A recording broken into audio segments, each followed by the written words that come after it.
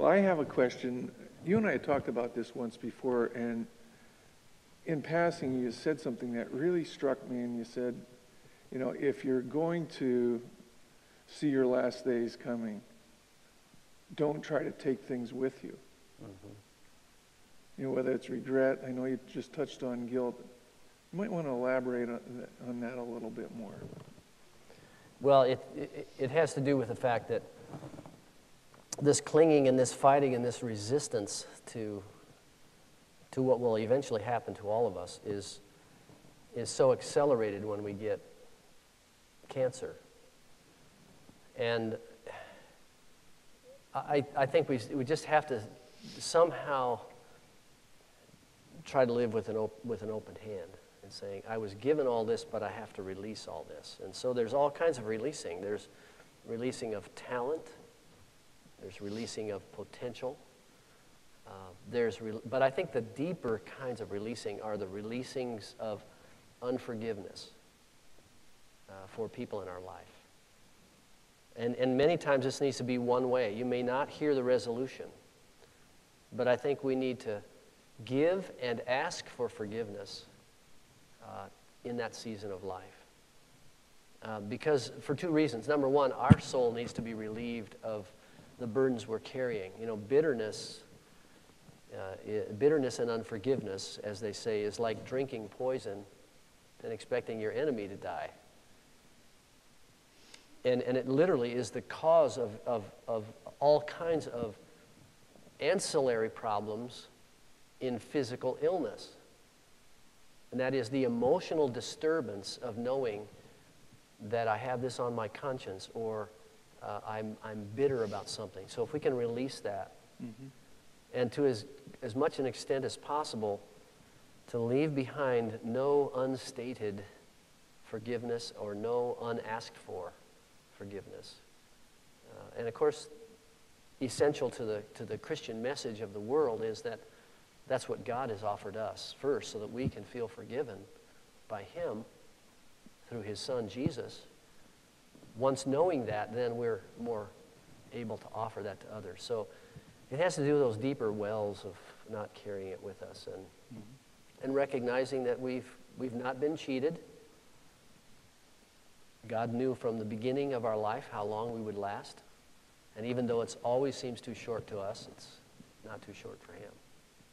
So, you know, sometimes we look at the issue of how do we cope with life? How do we cope with death? And I always used to look at things from a consultant or a mentor standpoint of people came to me for two reasons. One, they either had a problem. They might not know what the problem was, but they wanted me to help them identify the problem and then find a solution. Or the other side of it was they were stuck. They wanted to go somewhere, but they didn't know the direction or where they wanted to head. So it was my job to help them map out the future or map out a plan. Cancer taught me that there's a third area, and that's really where we're centering in, and that is, how do you manage the stress of the current day? Whether it's you as a survivor or you as a family member or a caregiver, it's usually the walk that you're going through right now. When you're through it, you then make a decision. Was it a good experience, a bad experience, a nightmare, a train wreck, or a real blessing? Or when you solve a problem, there's a relief. But that managing the stress piece, and what you touched on as far as the different layers and all that, when you go deeper into the wells, one, you're either going to find refreshing water or there's going to be an emptiness there. And I think so often it's that stress, that managing the current situation really stops you from thinking, well, I need to solve this problem or I got to look to the future, but you're just saying, I got to figure out how to cope what I'm doing right now. Mm-hmm. And that's the hard part, and that's where caregivers are really important to come alongside. But as you state, the caregiver is going through that same stress. As we've looked at the gaps that I mentioned earlier, it's usually the financial stress and the spiritual struggles, and that's why we're focused on those two to say, one, we want to solve a problem if there is a problem. Two, we want to provide direction. But the third one is we care and love enough that we want to help you manage the stress, at least to reduce it or minimize it to the point where you're saying, I can handle this now and be effective in my life as well as a caregiver. Let me clarify something too, because when I talk about ending well or releasing, it doesn't mean that there isn't grief with this. I'll be talking about this tomorrow, and tomorrow I'm going to sound like I know what I'm talking about, but today I'll mention it today and let you chew on it. There's a phrase that I've coined, and people seem to get it if they think about it a little bit. I call it clean grief. We're going to feel sad when our life is ebbing away. We're going to feel sad if we're caring for someone in that situation. That's a human emotion. That's a right emotion. It's proper. But when I say clean grief, what I mean is it's grief that's not polluted by other things like guilt and bitterness and anger. To be sad, I mean, I think it's good when you're going through this, turn on the sad songs. You know, listen to Reba McEntire or some really sad person like Ray Charles. There's something about us that wants to just cry. There's a clean grief that says, I don't have anywhere to go with this except to God, and I just need to cry. I need to be sad. But it's not a stewing of bitterness and what ifs and regrets and guilt about that. It's a clean kind of grief. And take it from me, because I'm taking it from God's Word. God meets us there. And he receives us in that weakness. So it's not as if we can line it all up and say, okay, now I'm ready. You know, some sort of chipper ready. No, it's going to be sad, but it can be the kind of sadness that's cleansed of all this other stuff. I can attest to that. The first time I ever heard that was 13 years ago when my son passed away. Matter of fact, it was here yesterday, the 25th, was his funeral 13 years ago. That counsel of clean grief allowed me just to be sad, to know that when you deal with death, there's a release. And it's not a negative all the time, as long as you don't carry all the other stuff with it to make it negative.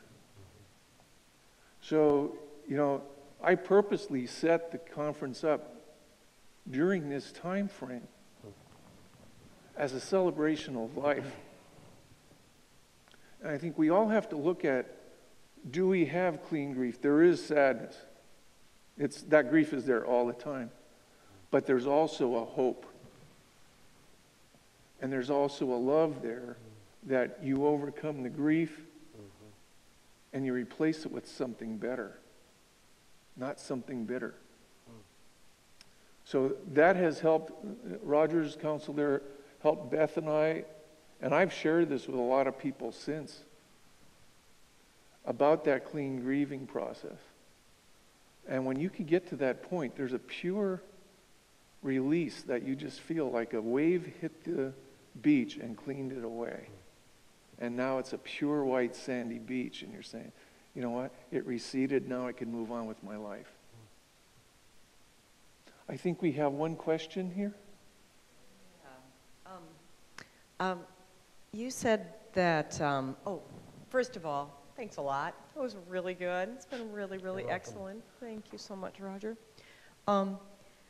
You said that probably we've talked about the waves of fear, and but I don't think they have, and wondered if you could describe what you meant, what that means. No, I just made it up. No. No. Sorry. Well, I think anything related to pain and certainly to death brings an instant stab of fear. And I don't know if I can say this in the right way or way that will make sense. There's fear about the process, no matter what it is. Let's say it's losing your job. You know, there's fear about that process, but there's certainly fear about death. And what often happens is we are fearing the process of what's going to happen next. And that's legitimate. But what I try to do is, when the time is right, I try to push people to look at the worst case scenario kind of fear. Okay, let's go all the way to the end. What's the worst thing that could happen? What happens a lot of times is we get stuck in this middle fear, which is just sort of a cloudy foreboding, and it feels like everything is rainy in April in Minnesota. Nothing's clear. Nothing, you know, we feel stuck. But there's a kind of this brooding fear.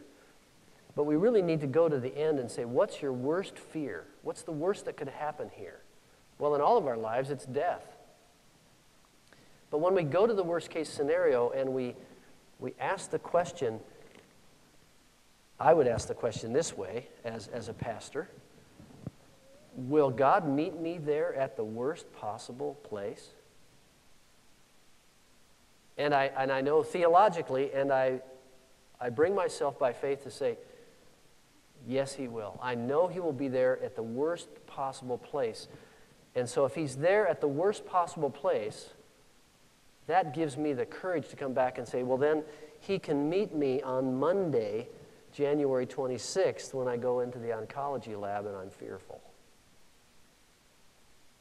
And so there's an amplitude of the wave at the end. We need to go to that highest place. But we have all these ripples all the way through our treatment. Mm-hmm.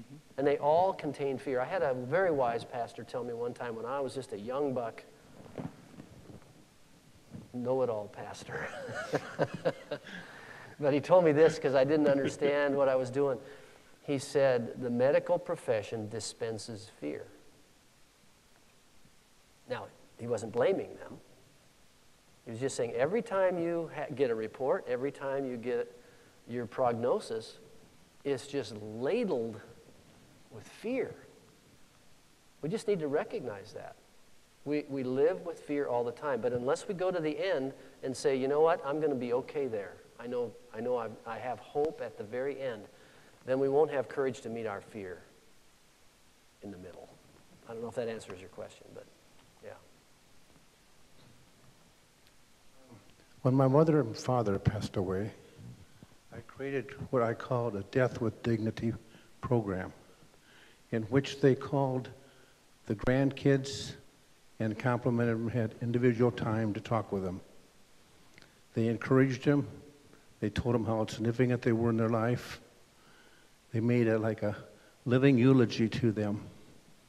And that reminded them years later to do the same thing to their parents as they passed away. We can all do something more than what we have been doing. That's and death, it does not mean an end. It could be a new beginning, a teaching lessons for what life was about. And they said it in their own words, instead of having a minister say, this person was a nice Christian. Yeah, I said something similar, or at least this triggered my thought. When Jake wants to talk about cancer with someone, whether it's to a group or to an individual, he's got street cred because he's been through it. You have your life experience gives you the privilege to speak into lives who are going through similar pain. Well, as you approach death, you have incredible credibility.